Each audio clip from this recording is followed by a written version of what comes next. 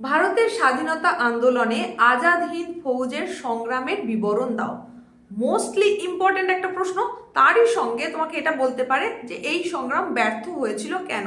কারণ তোমাদের 8 মার্কসে কিন্তু পার্ট প্রশ্ন থাকবে, সেখানে 5+3 থাকতে পারে, 4+4 থাকতে পারে।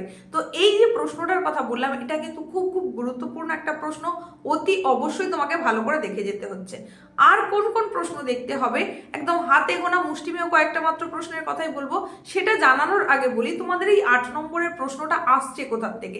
সেটা হচ্ছে তোমাদের যেটা রয়েছে ইউনিট 4 জাতীয়তাবাদ ও বিচ্ছিন্নতাবাদ। শুধুমাত্র এই একটা জায়গা থেকেই, শুধু একটা ইউনিট থেকেই কিন্তু তোমাদের 8 মার্কের প্রশ্ন আসবে। এবার সেখানে সেই প্রশ্নটা তোমার যে কোশ্চেন পেপার তুমি পাবে, কোশ্চেন বুকলেট পাবে, সেটা কোথায় থাকবে? সেটা থাকবে সেকশন সি অর্থাৎ বিভাগ গ, এবং সেটা থাকবে 9-এর দাগে, একদম দাগ নম্বর উল্লেখ করে তোমাকে বলে দিচ্ছি।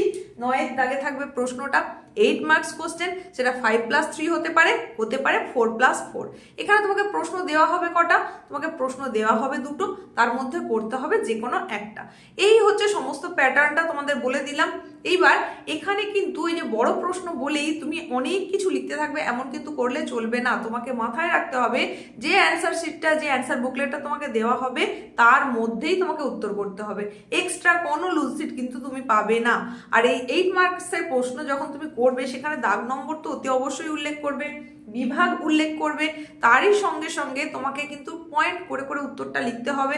এবং পয়েন্ট করার সময় এই যে পাঠ প্রশ্ন যদি আসে, তাহলে সেখানে যখন নেক্সট পার্টে তুমি যাচ্ছ, সেটার মধ্যে একটা প্যারা চেঞ্জ করো। মানে তুমি বুঝিয়ে দাও যে এটা শেষ হয়ে গেল, তারপরে অন্য একটা প্যারার তুমি আবার পরের যে পার্টের প্রশ্নটা সেটা শুরু করছো।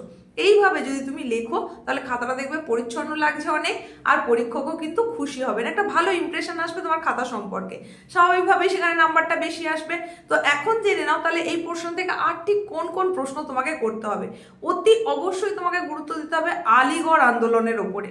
প্রশ্নটা হয়তো এইভাবে আসতে পারে, আলিগড় আন্দোলনের সাংস্কৃতিক ও রাজনৈতিক গুরুত্ব আলোচনা করো। তুমি এটা দেখে যাও। তারই সঙ্গে দেখবে নৌ বিদ্রোহের কারণ ও গুরুত্ব আলোচনা করো। মোস্ট ইম্পর্টেন্ট প্রশ্ন, 5 স্টার যুক্ত প্রশ্ন, অতি অবশ্যই দেখতে হবে। তারই পাশাপাশি তোমাকে দেখতে হবে ভারতের রাজনীতি এবং অর্থনীতিতে প্রথম বিশ্বযুদ্ধের প্রভাব কিরূপ ছিল তা নিজের ভাষায় বিবৃত করো। নেক্সট গুরুত্বপূর্ণ যে প্রশ্নটার কথা বলছি, সেটা হচ্ছে 1885 খ্রিস্টাব্দ থেকে 1905 খ্রিস্টাব্দ পর্যন্ত ভারতের জাতীয় কংগ্রেসের নরমপন্থীদের কার্যকলাপ কি ছিল তা উল্লেখ করো।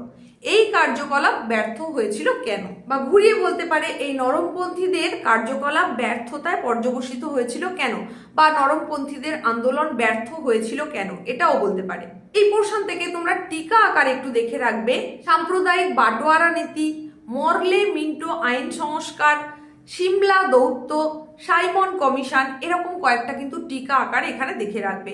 এবার এটাকে কোনো প্রশ্নেও যদি কনভার্ট করে দেয়, তাহলে তুমি সেটাও লিখে আসতে পারবে। আর এই যে সাইমন কমিশনের কথা বললাম, এখান থেকে একটা গুরুত্বপূর্ণ প্রশ্ন তোমাকে দেখতে হবে।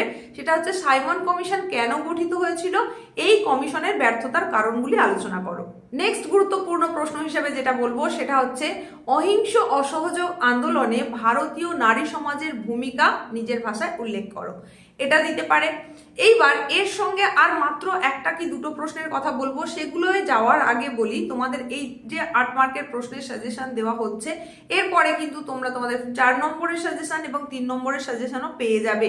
তাই একটু চ্যানেলে তোমাকে চোখ রাখতে হবে, ভিজিট করে দেখে নিতে হবে। সবসময় নোটিফিকেশন যায় না, তাই অত্যাবশ্যক এবং অতি গুরুত্বপূর্ণ সেই প্রশ্নগুলো জানার জন্য চ্যানেল অবশ্যই চোখ রাখতে হবে।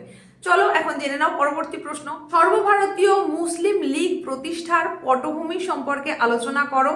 আবার এরই সঙ্গে তোমাকে পাঠ প্রশ্ন আকারে দিয়ে দিতে পারে মুসলিম লীগের লাহোর অধিবেশনের গুরুত্ব কি ছিল। ব্যাস, এই কয়েকটা মাত্র প্রশ্ন, হাতে গোনা প্রশ্ন, যেগুলো তোমাকে দেখতেই হবে এই মুহূর্তে, যদি তুমি এখান থেকে একটা ভালো মার্কস আশা করে থাকো।